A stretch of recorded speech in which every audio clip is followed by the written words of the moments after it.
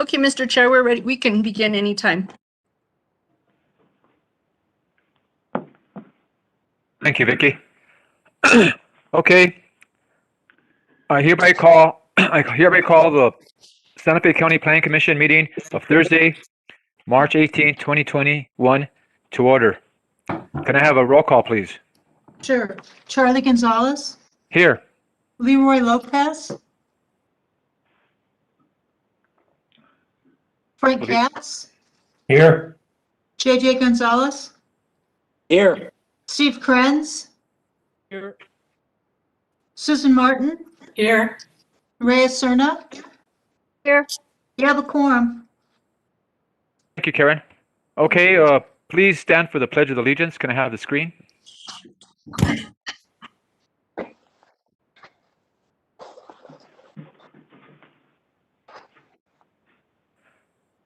I pledge allegiance to the flag of the United States of America and to the republic for which it stands, one nation, under God, indivisible, with liberty and justice for all. Thank you. Okay, staff, any amendments or table of withdrawn items? Mr. Chair, there are no changes to the agenda. Okay, thank you. Frank, I would move to approve the agenda as submitted. Can I get a second? Second. Okay, can I get a roll call? Yes. Ms. Serna, Approve. Ms. Martin, I approve. Mr. Yes. Krenz, Okay. Mr. JJ Gonzalez, Approve. Mr. Katz, Approve. and Chair Gonzalez. Approve. Thank you. Okay, approval of the minutes. Do I have any discussion, any changes on the minutes of February 18th, 2021?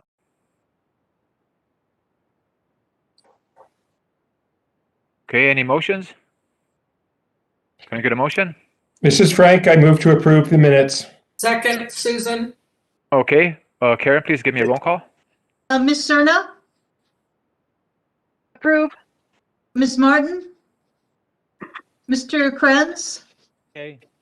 Mr. JJ Gonzalez, Approve. Mr. Katz, Approve. and Chair Gonzalez. Approved. Okay, motion passes. Thank you. Thank you. Okay, next on the agenda is consent agenda final orders. Case number 20-5070, Las Campanas Master Association and Verizon Wireless. Can I get a motion or discussion on this?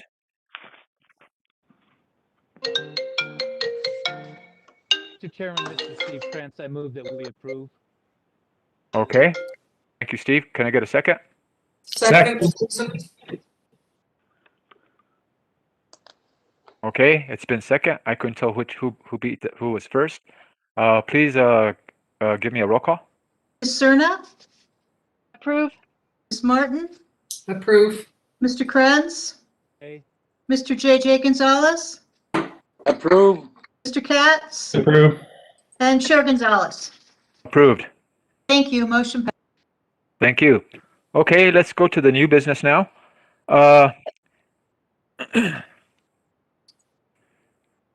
Case number 19-5110, Colorado Area Water and Sanitation District.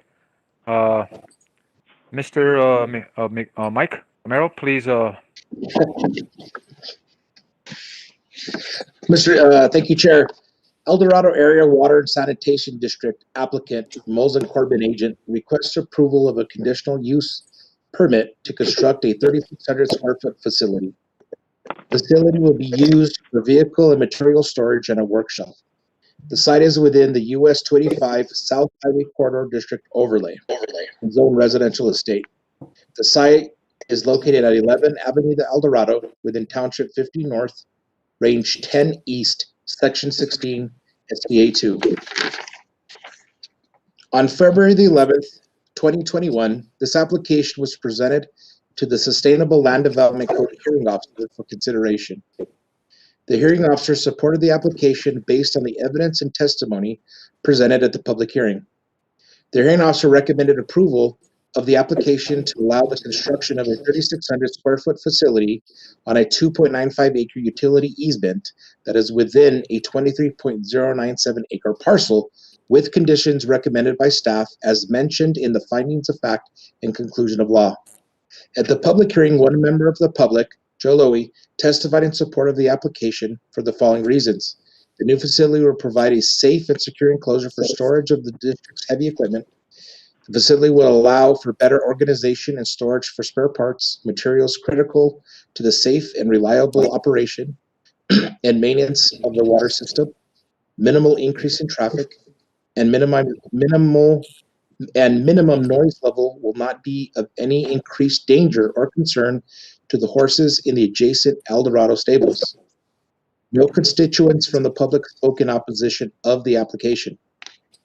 The applicant is requesting approval of a conditional use permit to construct a 3,600 square foot facility on a 2.958 acre utility easement that is within a 23.097 acre parcel. The 23.097 acre parcel is owned by the El Dorado Community Improvement Association. The ECIA dedicated 2.95 acres to the El Dorado Area Water Sanitation District for the use of water, wells, utility, access, and incidental uses indicated in Plat Book 220, page 043. The proposed facility will be used for vehicle material storage and as a workshop. The facility will have a lavatory and an emergency eye wash station, which is illustrated in the plans. The applicant has asserted that the El Dorado Area Water Sanitation District has used the utility easement to store materials and a vehicle since 2004. A portion of the 23.097 acre parcel that is used by the ECIA consists of 41 stables, 4 riding arenas, and 3 large storage containers. The applicant has stated the easement currently houses 2 water storage tanks and a chlorination facility. Staff has been able to find 2 permits in the Santa Fe County permit database. Both are for accessory structures, one being a tough shed. No other permits were found that indicated a water tank or chlorination facility. The applicant is proposing to use the existing access with additional upgrades. The applicant has stated a paved turnout with an 18-inch culvert will be constructed at the entrance to the facility. A concrete parking apron will be installed adjacent to the garage entrance. A septic system will be installed south of the garage. A retention pond will be constructed at the southwest corner of the property. The applicant is proposing to upgrade the existing 12-foot wide access to a 24 by 50 foot wide paved access. The proposed facility will be located on Lot 3B at the southwest corner of the lot. The facility will operate from 8 a.m. to 5 p.m. Monday through Friday, unless there is an emergency that would require El Dorado Area Water Sanitation District employees to access the site for equipment and materials after hours. The applicant has asserted that 6 employees will work out of the facility. The El Dorado Area Water Sanitation District employees will utilize the facility to pick up materials, vehicles, and supplies as needed. All vehicles entering the site will be El Dorado Area Water Sanitation District vehicles. These vehicles will enter and exit the site approximately 6 times on any given day. The applicant has stated the facility will not be open to the public. The general public will not be entering and exiting the facility. The site is zoned residential estate within the US 285 South Highway Corridor District overlay. Table 9-10-12, 285 use table illustrates a public administrative use as a conditional use.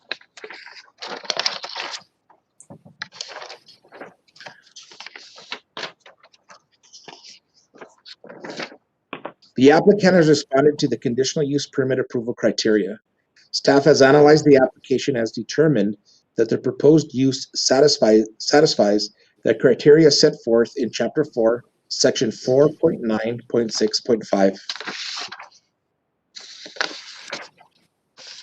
Recommendation. The Sustainable Land Development Code hearing officer and staff recommended approval of a conditional use permit to allow the construction of a 3,600 square foot facility on a 2.958 acre utility easement located at 11 Avenida El Dorado within the US 25 South Highway Corridor District overlay, subject to the following conditions. If the decision of the Planning Commission is to approve the application, staff recommends that the Planning Commission approve the application with staff's recommended conditions, make its own finding of fact and conclusion of law. I stand for any questions. Mr. Chair, can we enter the conditions into the record? Yes, that's exactly what I was going to say. Thank you, Vicky. Thank you. Okay, does the commission have any questions of staff?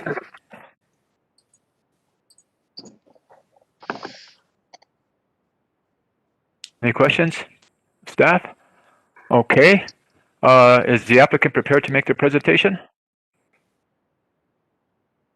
Yes, I am. Thank you. Who would This is Steve King, the general manager. Okay, Steve, please proceed. Well, Mr. Okay. King, may I I'm sorry, swear yeah. you in first? Yes, you sure can. Mr. King, do you swear or affirm the testimony you're going to give us the truth? I do. And your name and address for the record, please.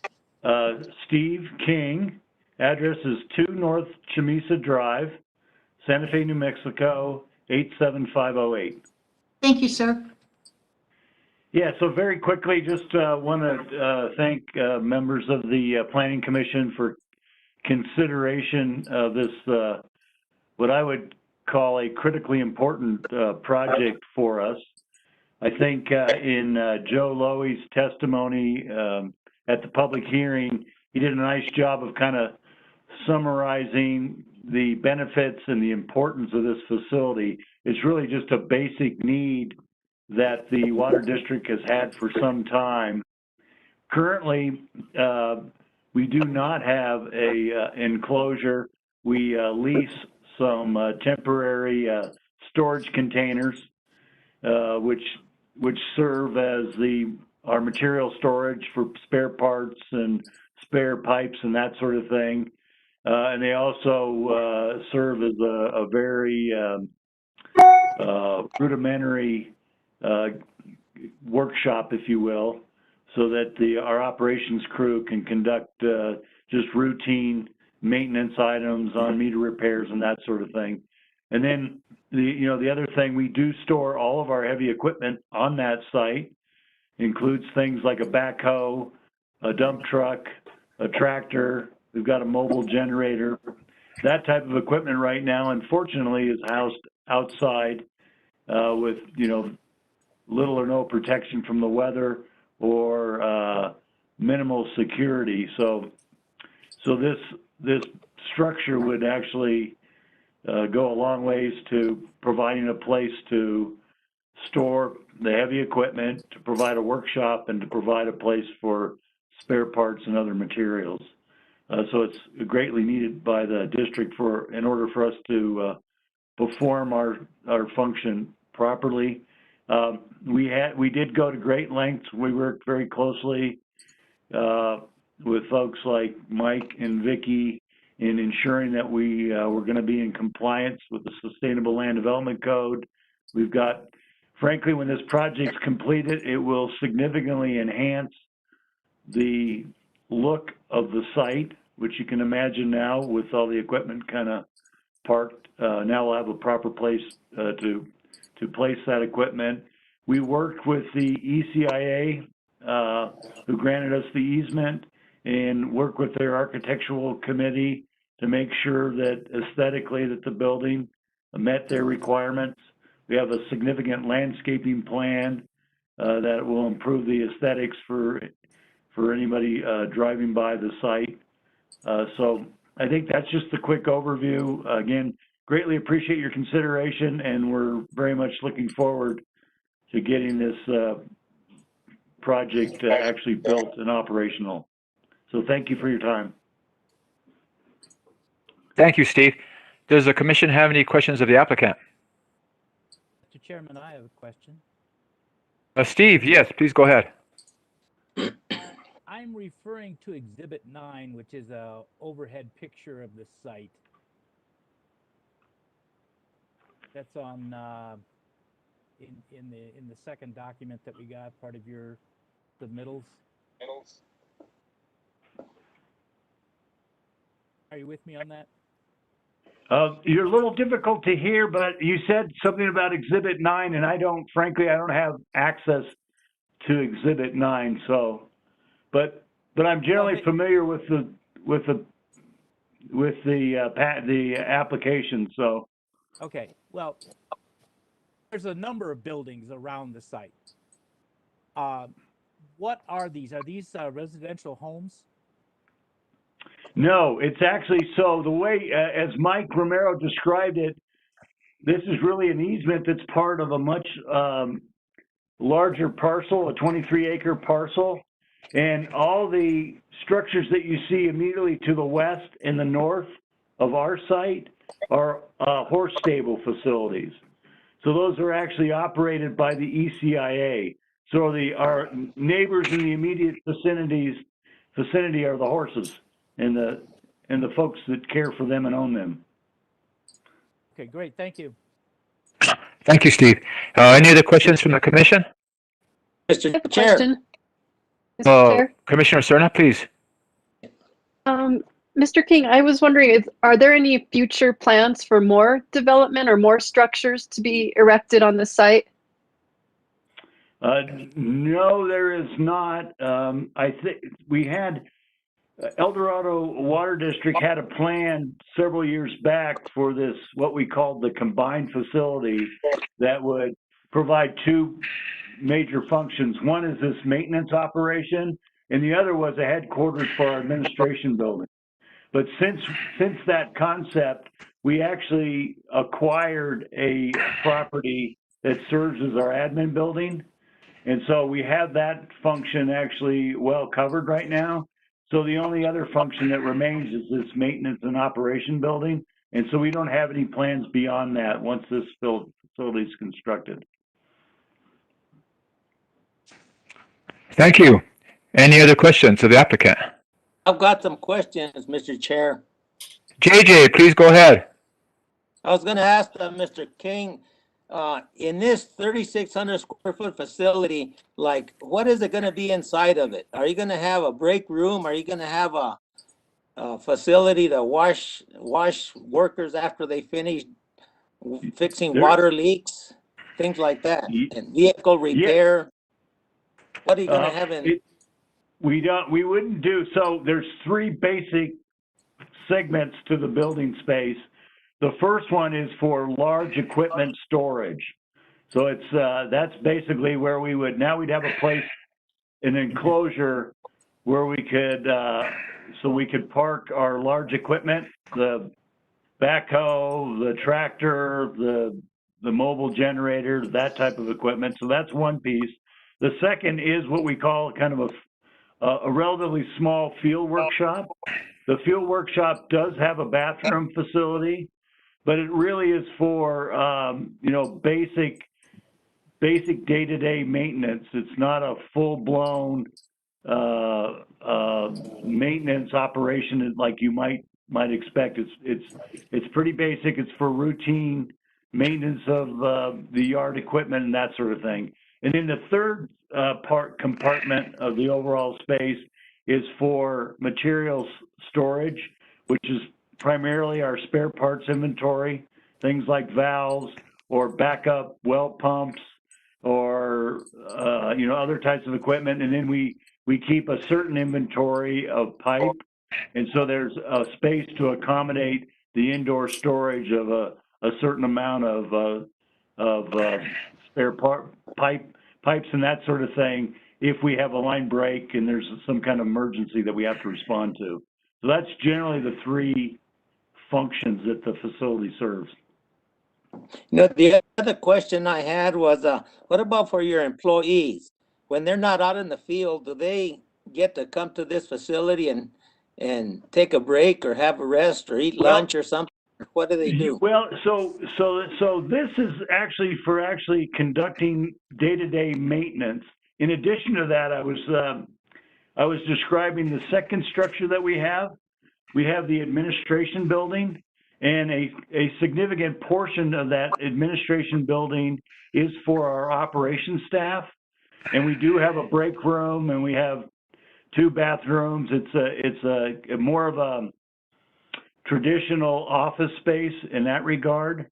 We have most of our actual smaller vehicles, the pickup trucks the guys drive around in, those are housed here in that enclosure.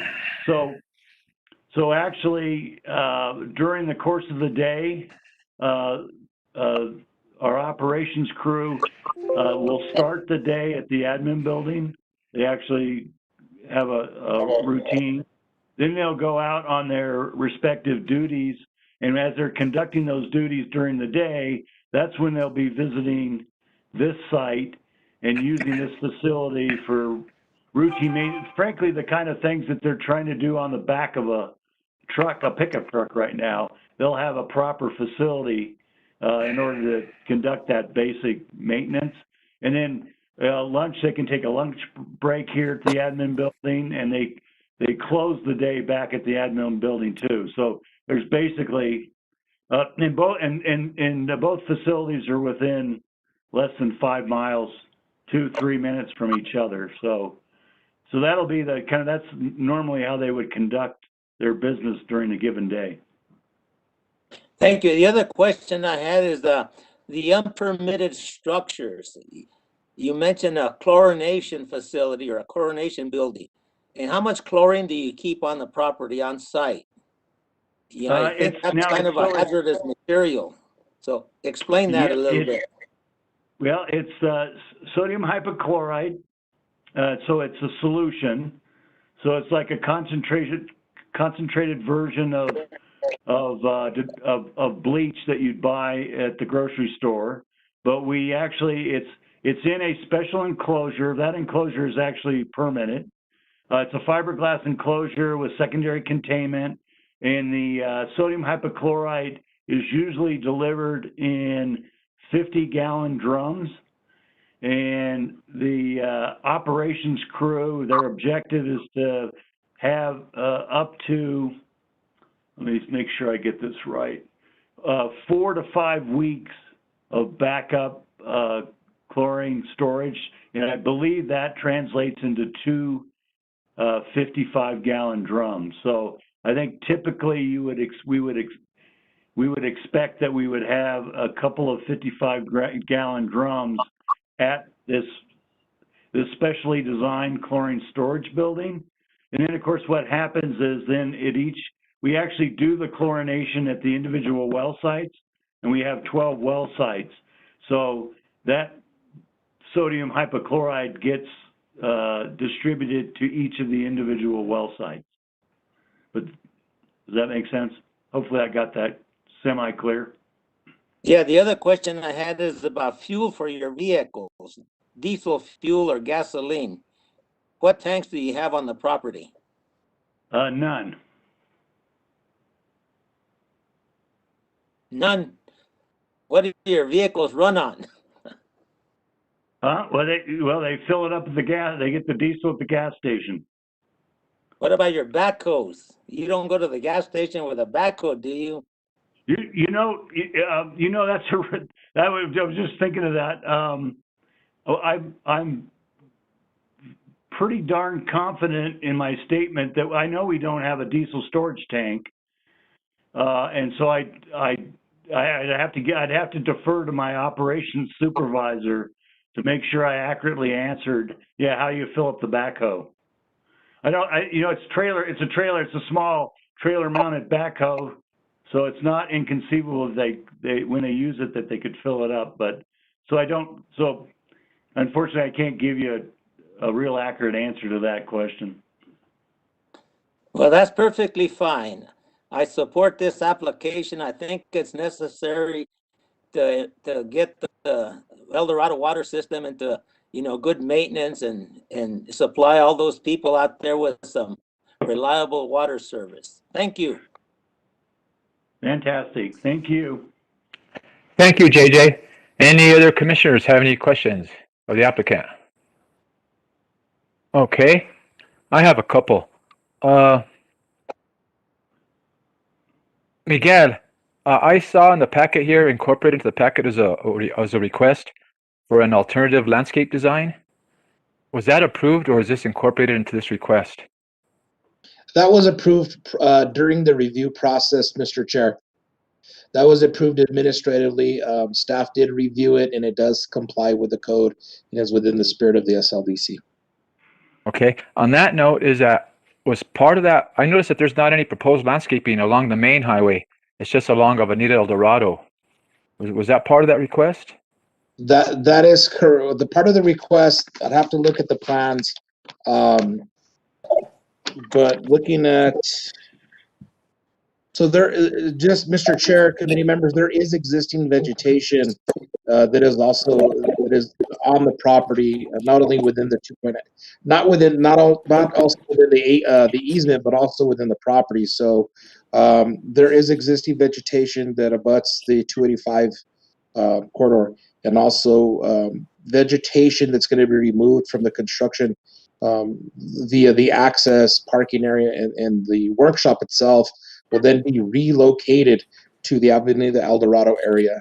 So that's also going to provide some additional screening. There is natural screening that is adjacent to the properties that are across Avenida El Dorado. It does appear that parcels in that area do have a higher elevation and are very dense with pinon and juniper trees. If that answers any of your other questions. Yes. I have a couple more on this. I didn't see an irrigation plan. I did see some stuff about cisterns and so forth, but I didn't see the whole connection. How are we going to water this new vegetation, this new landscaping stuff? And maybe that might be for the applicant if you can't do that one, Mike. Mr. Chair, committee members, the applicant is proposing to use a drip irrigation system to irrigate all new or proposed revegetated landscape. So they will be using a drip irrigation system via the cisterns. That is in the plans. That is within the plans that they did provide, which was reviewed and approved by staff. Okay. On that note, also there was a 5-foot berm that they're going to put in there, and I would imagine that's going to be revegetated as well. I would have to defer that to the applicant. The 5-foot berm, the code does state within that 285 corridors or any parking that's adjacent to the, I think it's a public right of way. They have to do a berm to help screen any additional parking. And because this facility does require parking per the code, they are going to provide a berm to help screen that area, even though these are just going to be work vehicles and no public's going to be in there. But I think the applicant may answer if it's going to be revegetated or not. Okay. So this is Steve. So we have our consultant, Steve Morrow with Molson Corbin, who is the designer. Steve's the civil engineer, and John Pate was the architect, but John could not make it this afternoon.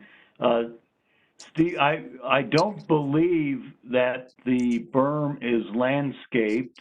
I know that we reviewed it with county staff multiple times to ensure that we put in everything that was required and in compliance with the land development code. But Steve, do you happen to know something definitive about the berm itself? Do I need to be sworn in or anything? Yes, please Yes, do. you do. Mr. Morrow, do you swear or affirm your testimony will be the truth? Yes, I do. And your name and address, sir? My name is Stephen Morrow, and my address is 405 Luna Boulevard Northwest, Albuquerque, New Mexico, 87102. Okay, so in answer to that question, the landscape plan calls for all disturbed areas to be reseeded per the New Mexico Department of Transportation seeding spec for that area. So that's the only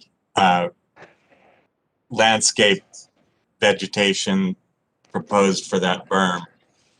Okay, so Mr. Morrow, are you planning on on doing some kind of a irrigation or temporary irrigation for the hydro seeding as well? It's not called for. Those seed mixes, actually, they encourage us to not water them because they like them to get naturally established. But yeah, that's all I can tell you about that landscape plan. Yeah. Okay. Thank you. Mr. Chair, just to piggyback off of that, the code does require, the SLCD does require that any disturbed area be revegetated with native seed. So, that will be something that we'll look at when we do our final inspection to ensure that any disturbed area is revegetated per the code. Okay, thank you, Mike. I've just been concerned lately because a lot of times when we do hydro seeding these days, it's been so dry, all it does is blow away or get eaten by the birds. I think we need to, in the future, look forward to maybe requiring some temporary irrigation for some of this hydro seed in the future. Okay. Okay, where are we at now? Okay, let's see here. I'm going to open it up for a public hearing. Is there anybody out there that wants to speak in favor or against this project? Mr. Chair, if I could just add, I think most everybody's muted, so they'll have to unmute themselves. If they're calling in, they'll need to press *6 to unmute themselves. Thank you, Vicky. Again, anybody out there, this is the public hearing portion of this hearing. Anybody out there want to speak in favor or against this project? I do not see anybody requesting to be heard. Okay, what's the pleasure of the commission? Mr. Chair, can I ask a question? Please do. I did notice, I took a street view walk down 285 in front of this, and I noticed there's one little gap that you can see right where the building is going to go. And then I looked at your landscape plan, and it looked like you are moving some of the trees that have to be moved right to fill up that gap, and I was very pleased to see that.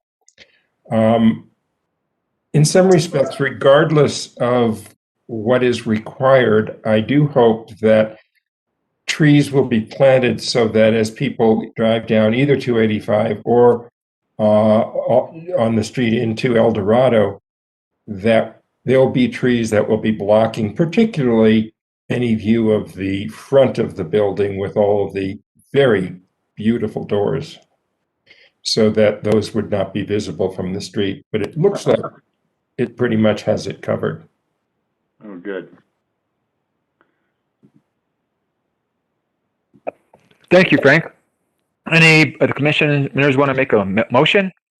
Discussion? Any more discussion? This is Frank, and I would move to approve the application as submitted with the conditions suggested by staff. Second, Susan. Okay. Can I get a roll call, please? Yes. Ms. Cerna? Approve. Ms. Martin? Aye. Mr. Kranz? Aye. Mr. JJ Gonzalez? Aye. Mr. Katz? Aye. Chair Gonzalez? Aye. Motion passes, sir. Thank you. Thank you all. Thank you for coming. Or I should say attending. Thank you very much. We appreciate it. Okay, let's go to the next case. The next case is number 20-5080, John Stanton variances. Mr. John Lovato is the case manager. Please proceed. Thank you, Mr. Chair. John Lovato with Growth Management Building Development Services. John Stanton, applicant.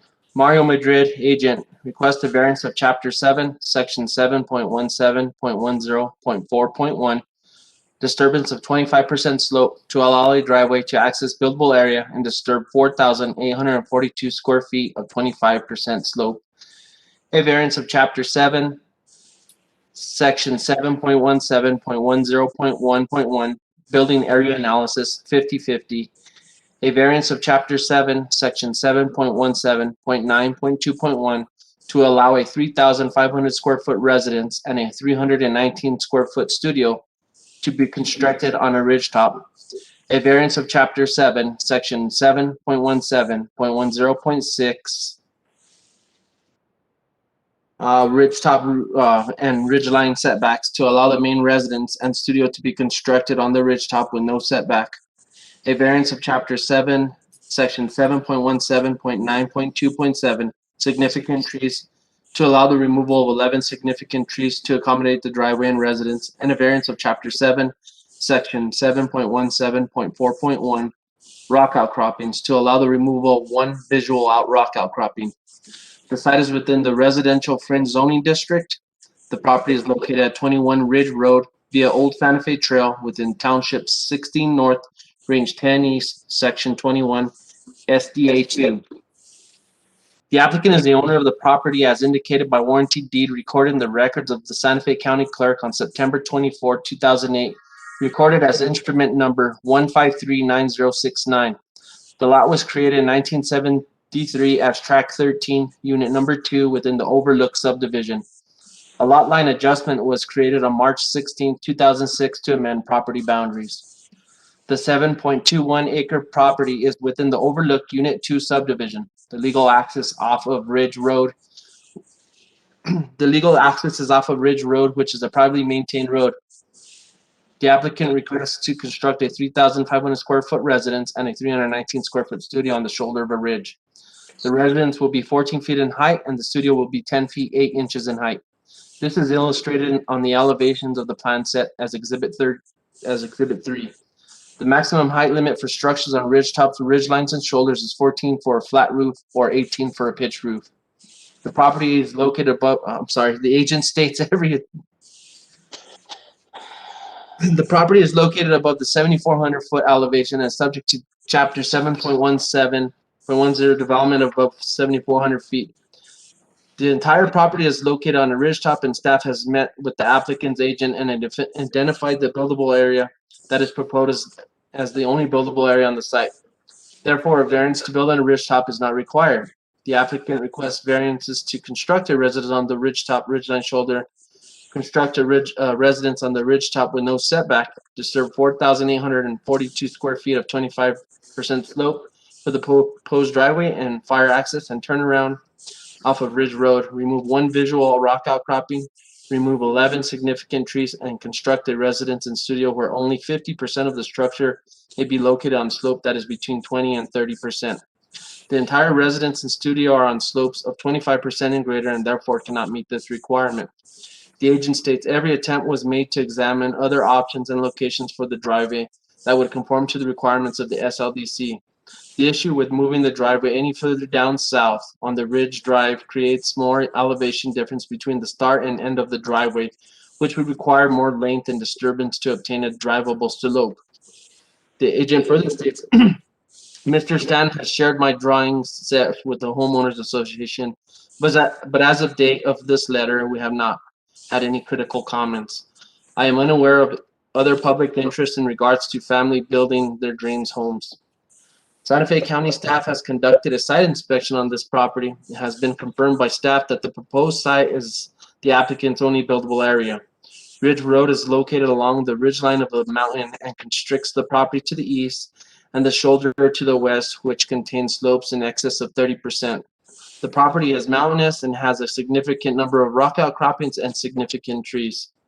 On February 11, 2021, this case was presented to the Santa Fe County Sustainable Land Development Code hearing officer. At the meeting, 2 members of the public voiced concerns over the application. The concerns the public had were that the proposed residence would be visible from lower properties, that there would be disturbance of significant trees, and that drainage would be increased to an already occurring issue during storms.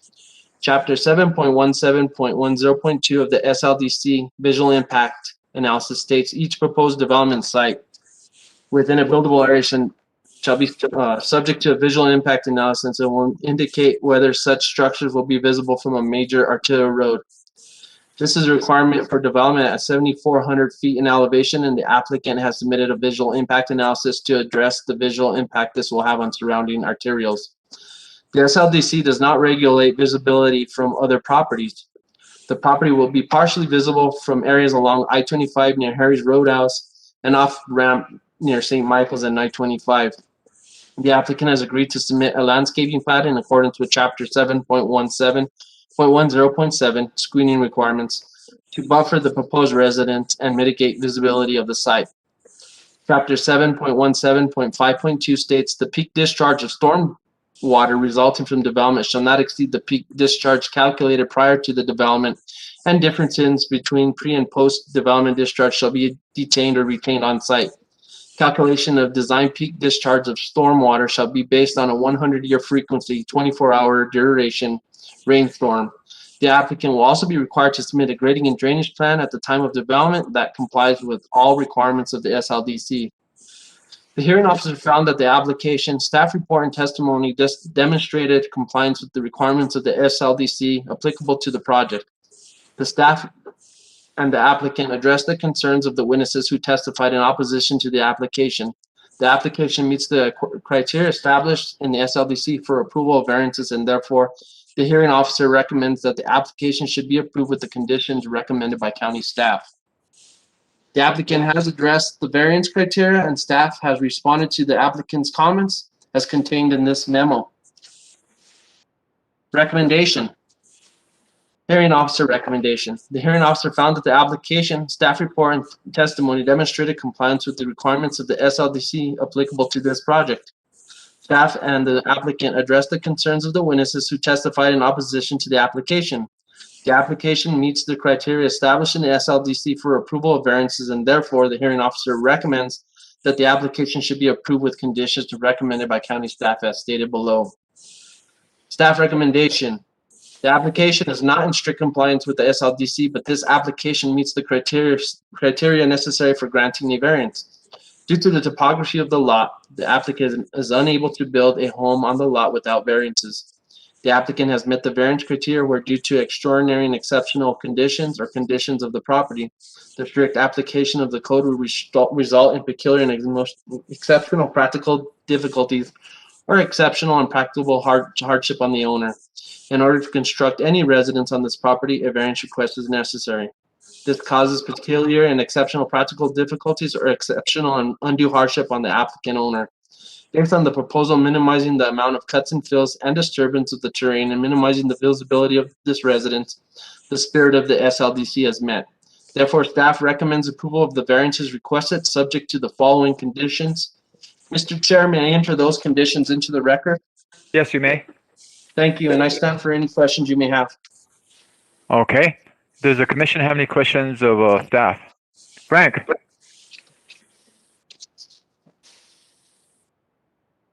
Thank you. There was a lot line adjustment. I was curious as to what was adjusted. Anywhere, any portion of the lot that was near this area? Mr. Chair, committee member Katz, what happened is that the road wasn't aligned properly with the actual easement. And in order to get this adjusted, they had to amend those property boundaries, which they did, and brought it into conformance, and put an easement where the roadway was as well. But it did not change any of the building conditions or circumstances. Okay. My other question is that this is pretty high on a ridge, and the houses that are up there are quite visible. I think efforts have been made to use landscaping to stop it. But the consequence of our saying, no, this is just too visible, would that be that the county would end up having to buy the property? Mr. Chair, I don't know if that would be a taking. I would assume that is somewhat of a taking.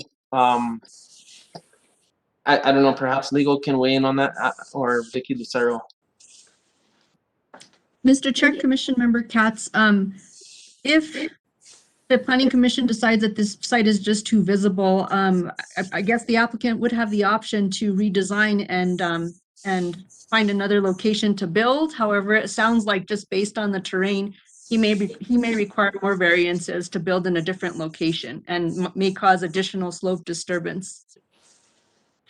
Yeah, my concern is that there's a ridge top there, and it slopes very steeply to the west, and it slopes a little bit, I think, down to the road where the driveway comes in.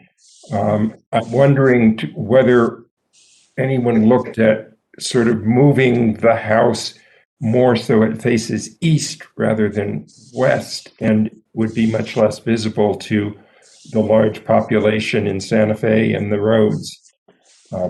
Facing east, I think it would be visible to maybe somebody out there, but there is hardly anyone that direction. Is that a possible place to build the house? Mr. Chair, Committee Member Katz, I suppose there is. The engineer was avoiding there's a lot of rock outcroppings on this hill, in particular along that eastern moor boundary. It's a lot of rock, and that's what we found is the open area for buildable area, basically the only area. But I suppose they could, but it's gonna be detrimental to the site, I believe.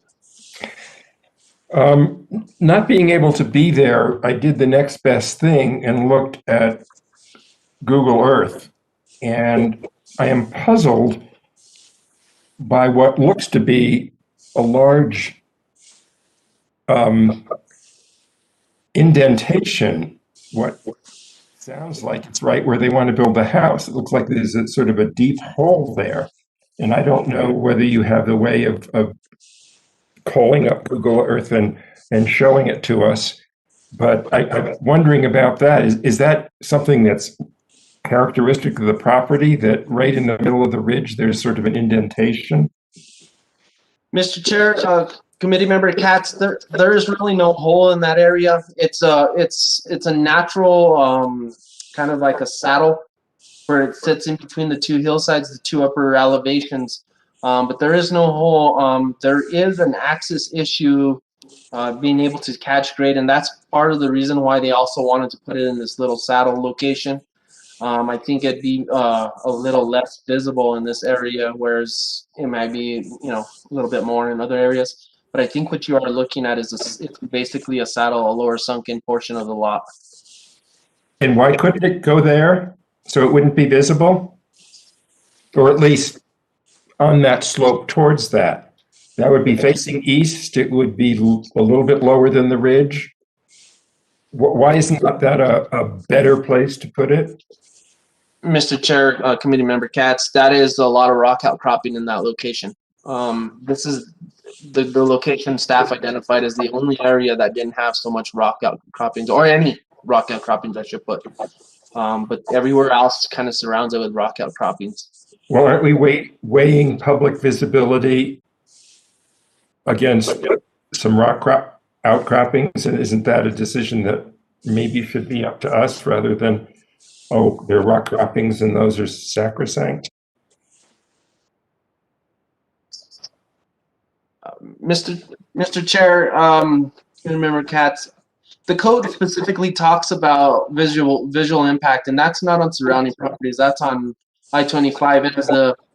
As a request from the applicant, and as staff has reviewed this, to mitigate that, they have to further provide landscaping and buffering, and that's what they want to do. And that's not to say that you couldn't require them to build elsewhere. I just think that the visual impact of this is going to be far less than what is thought of, I would say. Okay, one other question. I very much appreciate the way that you got the photos of various places where it could be seen, from I-25, from other places, other main roads in the area. It would have really been more helpful if we had, I suspect an iPhone camera was used to take those pictures, and a real camera with a real telephoto lens, because we can't see anything from that. We can't tell anything. I mean, ideally, it would be wonderful if the architect could do a rendering that would show what the house would look on the hill. I mean, all we have are a couple of story poles that are invisible or pixelated. And, I really appreciate the effort that was done. And I think that was definitely going the right direction.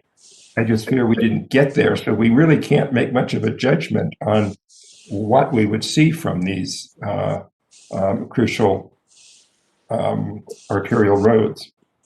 Mr. Chair, Committee Member Katz, I've done a few where we've had these telephone lenses, and honestly, I don't really think it does it justice either way. Because when you do shoot these photos with those telegraphic lenses, you're right, you're going to get a clear picture of the residents. But as you zoom out to where the extent of the actual area where you're shooting those pictures from, it's the same basic image you're going to look at. And that's just because I've seen a couple of them. That's not to say, you know, it's. I agree with the renderings. I think that might help in the future, and certainly I will. I'll start refining those a little bit more as it's needed. Very much appreciated. Thank you. That's all I have. Thank you, Mr. Chairman. Thank you, Frank. I would also like to mention that one too is that back in the days, Frank, when I used to do the MSRD for the county and the escarpment for the city, is that sometimes when I would look at it and I'd use a zoom or something, I'd get shot back at by the public because they tell me that the code says it has to be looked at with a naked eye rather than with something that zooms in. So, anyways, okay. Any other questions, staff? Okay, I have a couple questions. John, I have some. I'm kind of confused about the driveway access over here. I don't see like a slope analysis map with the house and the driveway all there all together, and I'm looking at exhibit NBB 21, and I see like it looks like there's a hammerhead going in like the east direction, but there's no topo or it's not even color coded. So I'm just curious if that's part of this new construction or can you explain to me?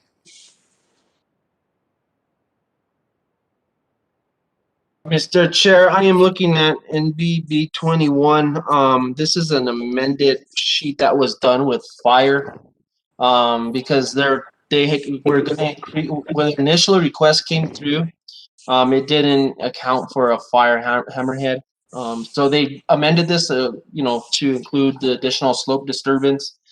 And I see your point. I don't see that as well. But if I can. I guess the concerns I would have, John, is that if that wasn't calculated in the amount to be disturbed for these variances, that could be a problem because it's not shown in color, it's not color coded. So I'm curious if that turnaround that they're showing is included in the calculations. Plus also that turnaround's almost going all the way to the existing road. We almost have a circular driveway there. Mr. Chair, I think I know what you're seeing, and I do see your point. I think what they're showing there is that the actual turnaround hammerhead is less than 30%. It's on 25% slope.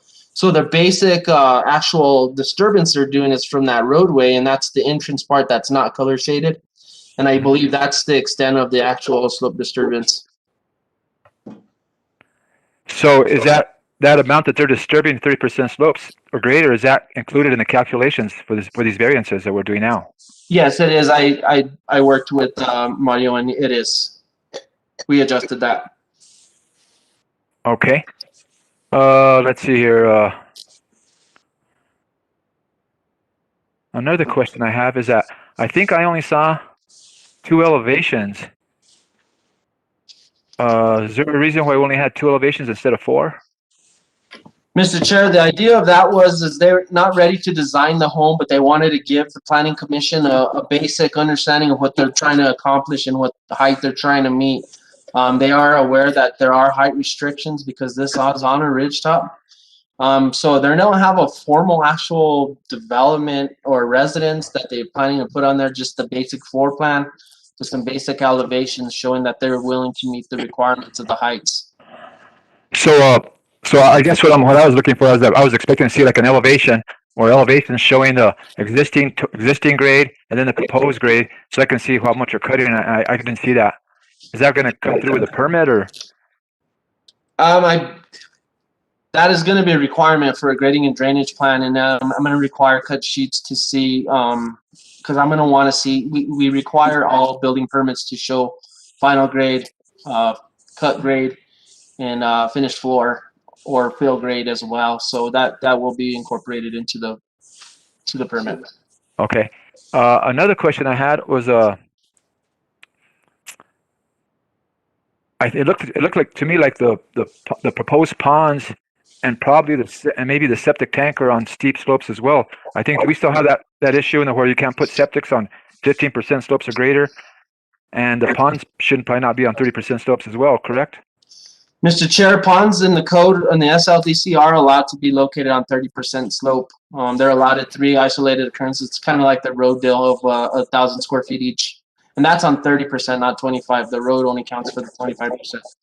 As far as the septic, I didn't find any requirements within the SLDC that we used to have in the previous codes of septic systems being placed in these locations. However, they still need to meet those requirements because they will not be allowed to disturb those locations. So that will be reviewed. I think that's a valid point. But I think, given what they've presented. And my last question, John, is I would imagine that during the permit process, you guys will take care of any kind of SWIP requirements. Mr. Chair, committee member, or Mr. Chair, committee members, we do not have an area open for SWIP. It's reserved right now in our SLDC. It's something that's being worked on. But I do require best management practices to be complied with. So I do ask for wattle and SWIP fencing and whatnot if needed. And in this case, it will be required. Okay. If you need my reinforcement, I'd be happy to put that as a condition. Okay. Okay. Where are we at now? Does any other? Okay. Let's move to the presentation now. Mr. Chair. Mr. Chairman. Oh, okay. JJ. I had a question for John Lovato. Okay. I noticed that there's 19 lots in this Overlook 2 subdivision. How many lots are built on and how many lots are still vacant? Can you answer that? Chair, Mr. Chair, Commission members, there's probably about a good 5 to 10 lots that are still undeveloped within this subdivision. Although many of them don't have the same issues this one does. There's probably about a good 5 of them that are on ridgetop, just as this one, or steep slopes. Yeah, thank you very much. Mr. Chair, I have a follow-up question to JJ's question. Sure, please go ahead. With regards to the subdivision, I noticed that it was approved, I think, in 1973. And so, that's prior to our more modern subdivision regulations that the state had passed, let's say, back in the early 90s. Is there any issues with the fact that that was approved at a time when we didn't have our current SLDC or our current Santa Fe County subdivision regulations in place? Mr. Chair, Committee Member Cerna, I don't know. I couldn't answer that question with the state requirements. But I can tell you that this lot is grandfathered, and within our SLDC, there's a provision that allows development of lots that are grandfathered in, but they may have to go through the variance procedure if needed, and cannot meet code. But that's just how we kind of run these things through.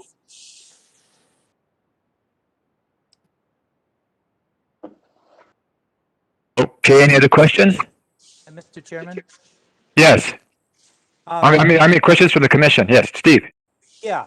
I'm on the same page with you. It seems to me like this application is incomplete in that it doesn't really show us where the building and the driveway and everything else is supposed to go. Also, I have to say, this seems to be a textbook case of why the ridgeline rules were made, because it seems that it's going to be very visual. That's all. Thank you. Thank you. Okay, is the applicant ready to make a presentation? Yes. Okay, please proceed. I'm sorry, get sworn in, please, first. Sorry. Mr. Stanton, do you swear or affirm that your testimony will be the truth? Yes. And would you provide your name and address, please? John Stanton, Stanton, 1550 Hazelwood Road, Clarksville, Tennessee, 37042. Thank you. So as mentioned, this lot was developed in 1973, and we actually purchased this lot in 2007. I know that there have been some rules changes made in 2015, but this was 8 years before that. I finally retired in 2018, and since the spring 2 years ago of 2019, we've been trying to get this house built and trying to conform with all the requirements. The house, first of all, is not on a ridge top. It's on a ridge. There are actually two houses that are above us on that ridge. The house is, the lot is 7 acres. However, only about 1 acre of that land can actually be walked on. 6 acres of the land to the west drop over a steep cliff and are completely of no use to us. The flat area, there's only one area that's relatively flat, and that piece of land faces mostly to the south and is on the saddle in the middle of the ridge. There was an attempt, an aborted attempt at bringing a driveway up from below.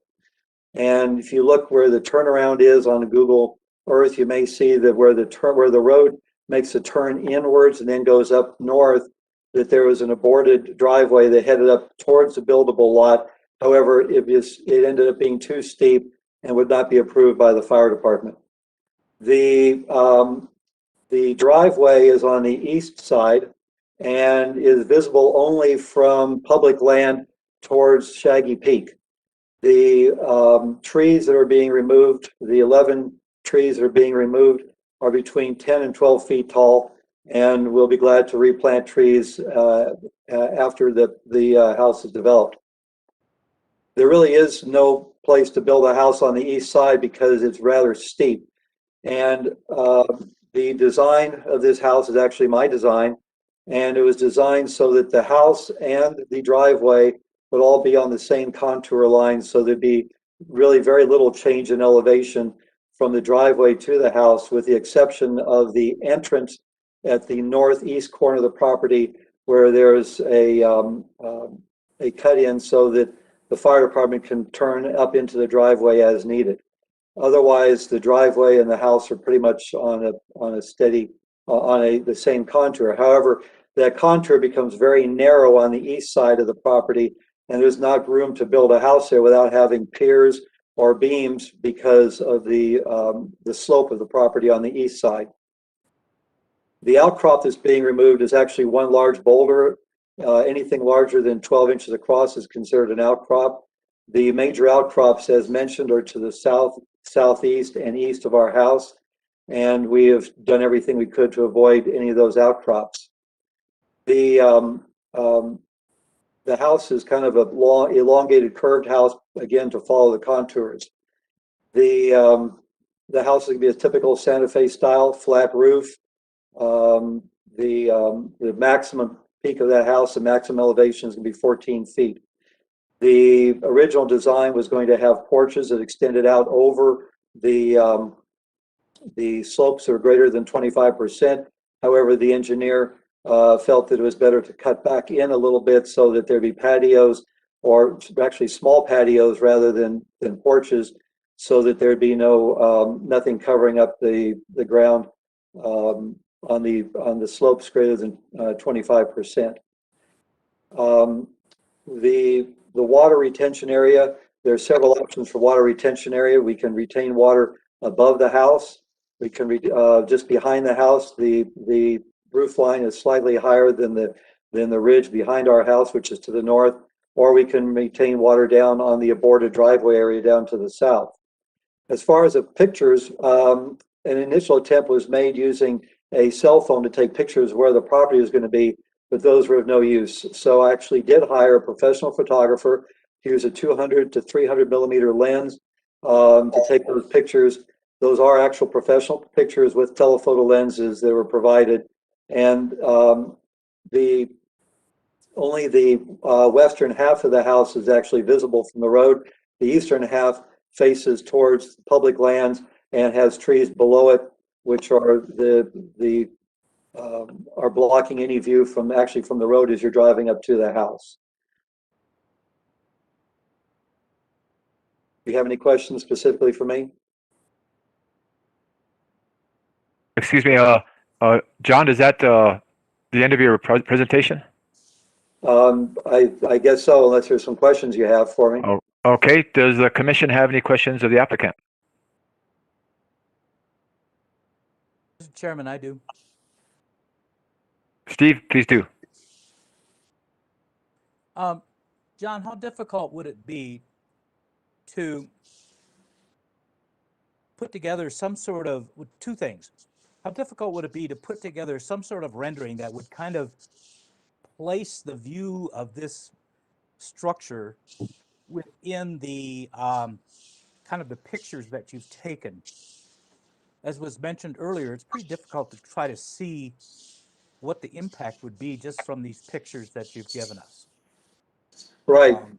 You know, one of the issues is that in the requirements, the requirement is made that a visual impact needs to be addressed. And the way that it has typically been done, as far as I know, has been with story poles placed at the corner of the house.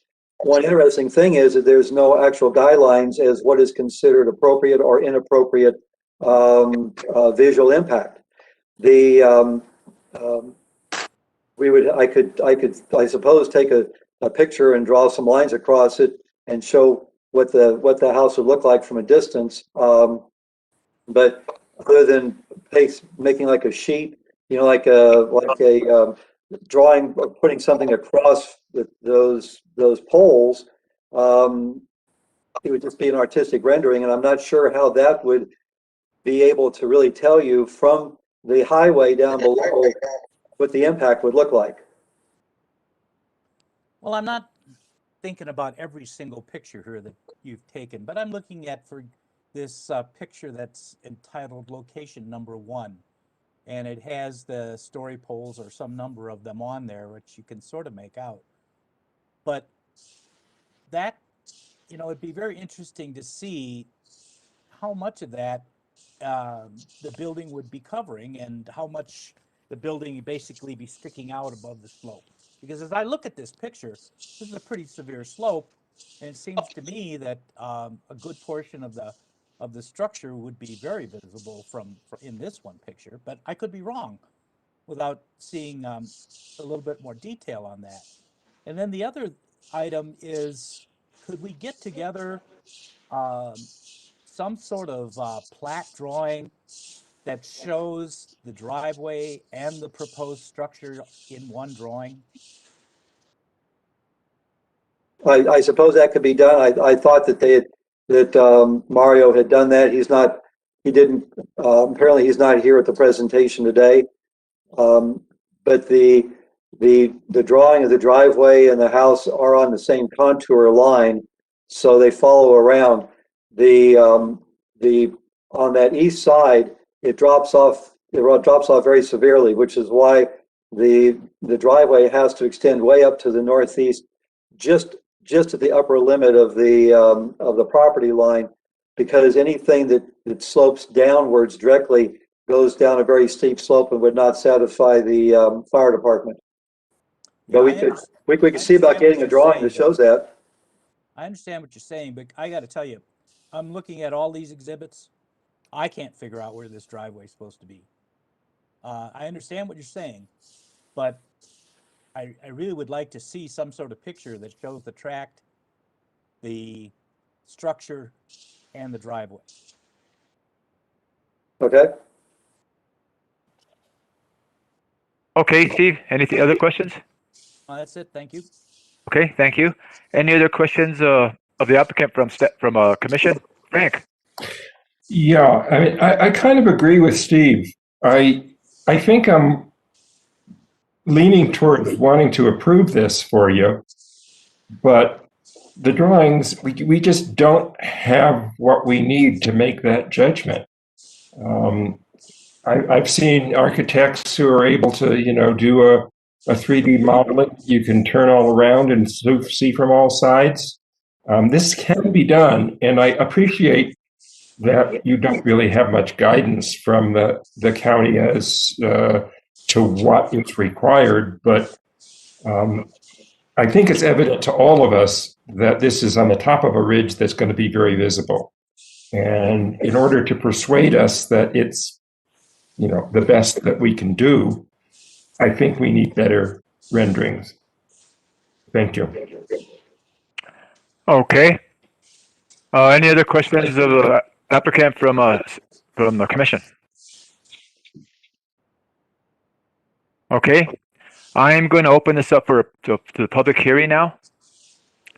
Do I have anybody out there that wants to speak in favor or against this project? Please come forward.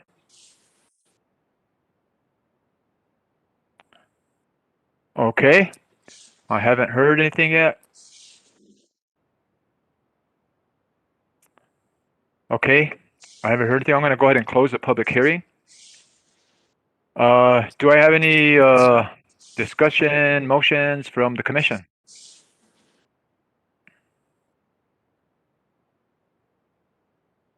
Okay. Mr. Chairman? Steve. Yeah. I think a number of us have expressed a desire here to get a little bit more information before we can rule on this. And therefore, I would move that we table this until we get two things back. One's a plat that indicates both the driveway and the structure on the same drawing. And secondly, that the applicant work with his architect to do a fairly rough rendering of what the structure would look like juxtaposed against some of these pictures that he's given us. Okay. Second motion. We have a second. Okay. All in favor? Can I get a roll call? Let me do a roll call. Ms. Cerna? Aye. Ms. Martin? Aye. Mr. Kranz? Aye.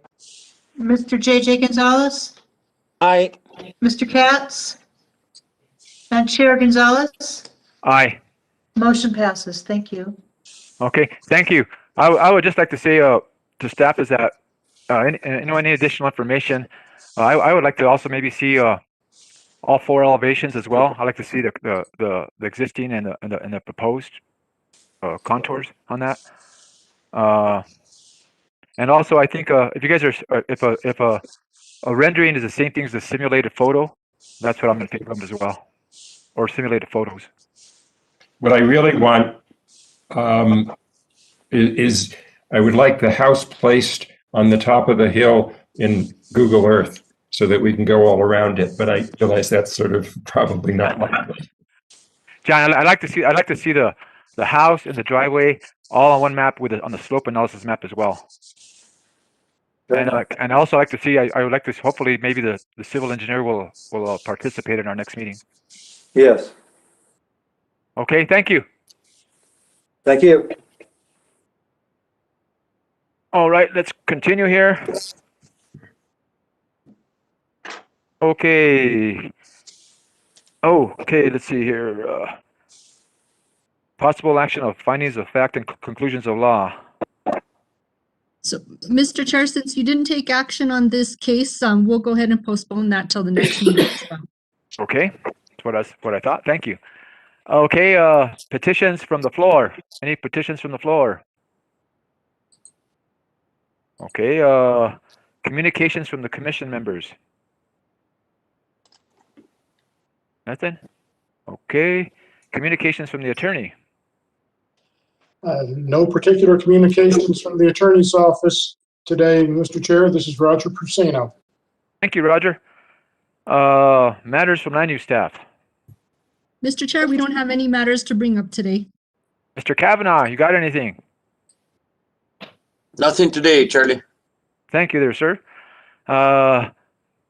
Let's see here. Okay, next planning commission meeting is April 15th, 2021. And can I get a motion to adjourn? Also move. Second. All in favor, say aye. Aye. Aye. Aye. No roll call for this one. Thank you. Thank you. Thank you all. Thank you all. Thank See you next you.